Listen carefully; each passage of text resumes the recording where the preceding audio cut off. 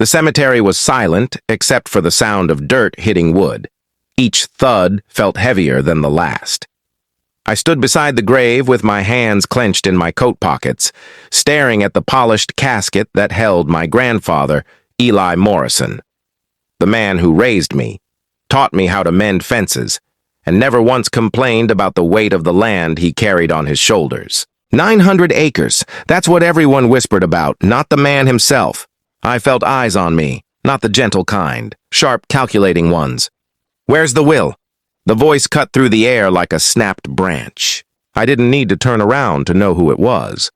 Linda Haversham, president of the Meadow Creek Estates HOA for the past 12 years. People called her Karen behind her back, though never to her face. She wore black, but her pearls gleamed like trophies. Mourning didn't suit her, ambition did. "This is a funeral," I said quietly, still facing the grave. "And a very important one," she replied, stepping closer.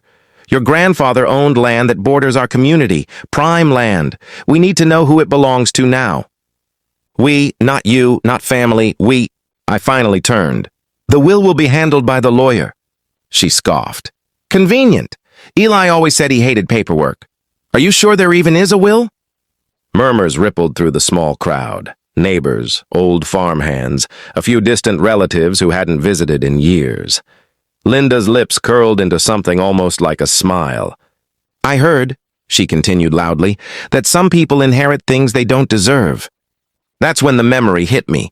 Grandpa at the kitchen table months ago, sliding a manila envelope toward me, his hands rough and steady.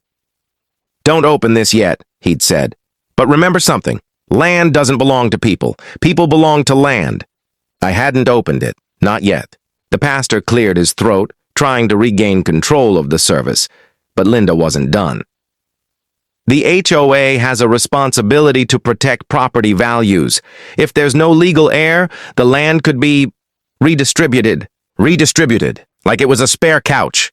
I met her gaze for the first time fully. "You should be careful what you assume." Her smile faded, just a little. "And you should be careful what you think you own." As the last shovel of dirt fell, I realized something important. This wasn't just about grief, it was about war, and Linda Haversham had just declared it. The house felt emptier than the graveyard. Grandpa's boots still sat by the door, dust-caked and perfectly aligned. The kitchen smelled faintly of coffee and cedarwood, like he might walk in any second and tell me I'd forgotten to shut the gate again. I set my keys down and stared at the kitchen table. The envelope was still there. Manila, creased at the edges. My name written in Grandpa's careful block letters. I sat slowly, as if the chair might vanish beneath me, and slid my finger under the flap. Inside were documents, more than I expected. Deeds, maps, survey records dating back decades. And finally, a letter. "If you're reading this, kid, then I'm gone." My throat tightened. I didn't trust people who smiled too much and asked too many questions. That's why I never told the HOA a thing. The land stays whole, always, and it goes to you. I flipped through the pages again. 900 acres, clearly outlined, stretching far beyond the fences Meadow Creek Estates had crept closer to every year. The final page bore a signature and a notary seal, the will. So Linda had been wrong, or maybe she'd known and hoped I didn't. A knock echoed through the house. Sharp, confident. I didn't open the door right away. I knew better. "Sure," Linda's voice called out sweetly. "Just checking in." I opened the door just enough to keep the chain latched. "Checking in on what?" "On you," she said, eyes flicking past me into the house. "This must be overwhelming. A young person suddenly responsible for so much land." "I'm managing." She smiled wider. "Good. Because Meadow Creek Estates has plans, expansion plans. We'd hate for zoning issues or unpaid taxes to complicate things." "I've paid the taxes," I said. Her eyebrows lifted. "Already?" "Grandpa taught me to stay ahead." Her smile stiffened.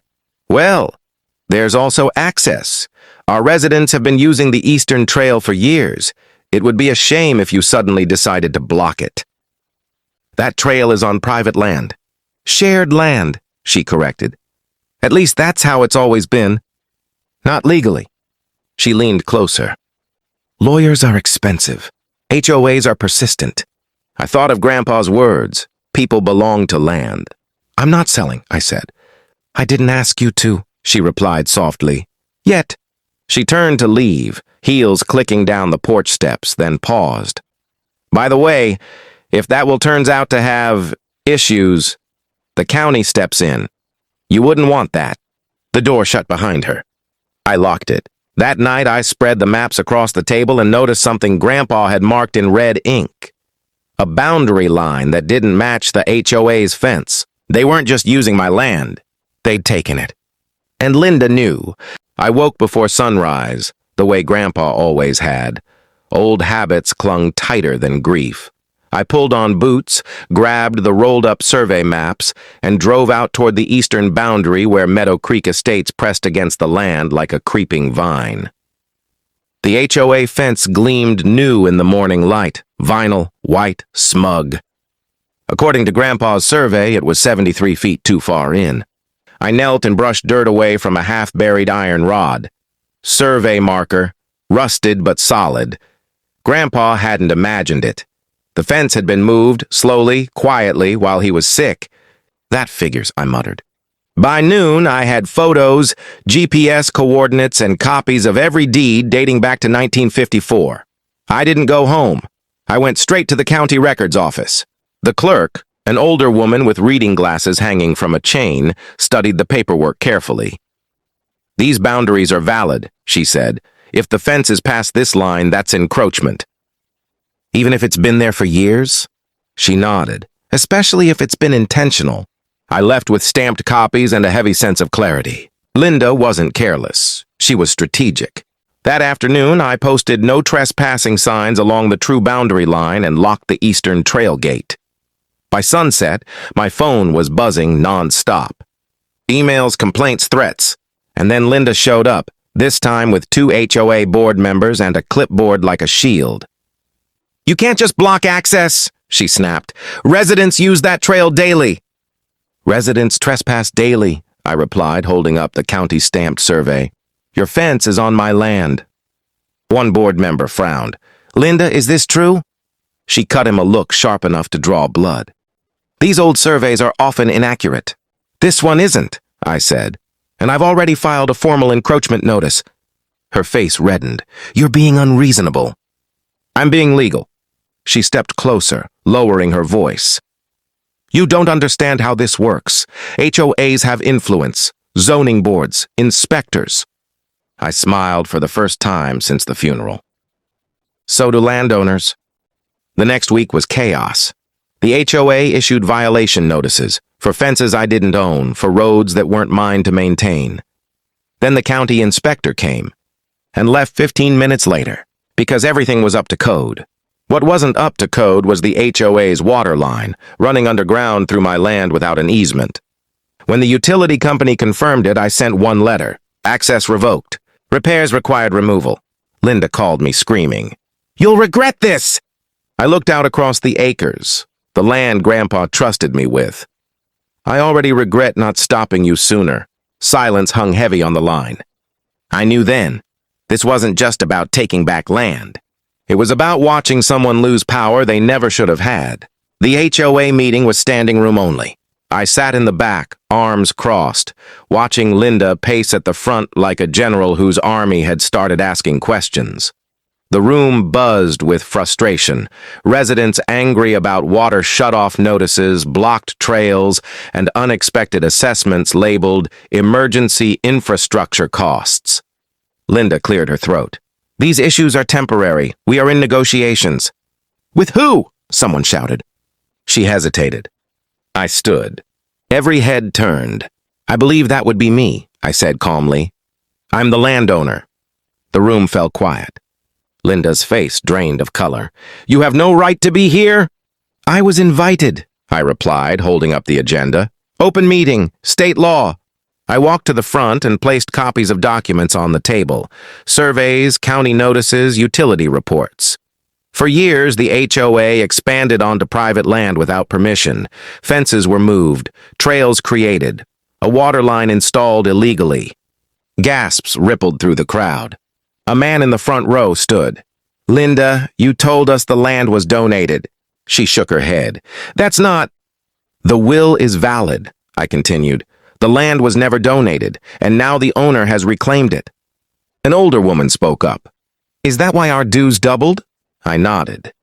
"The HOA is paying for removal and relocation of utilities that never should have been there." Linda slammed her hand on the table. "This is harassment! You're abusing your inheritance!" I met her eyes.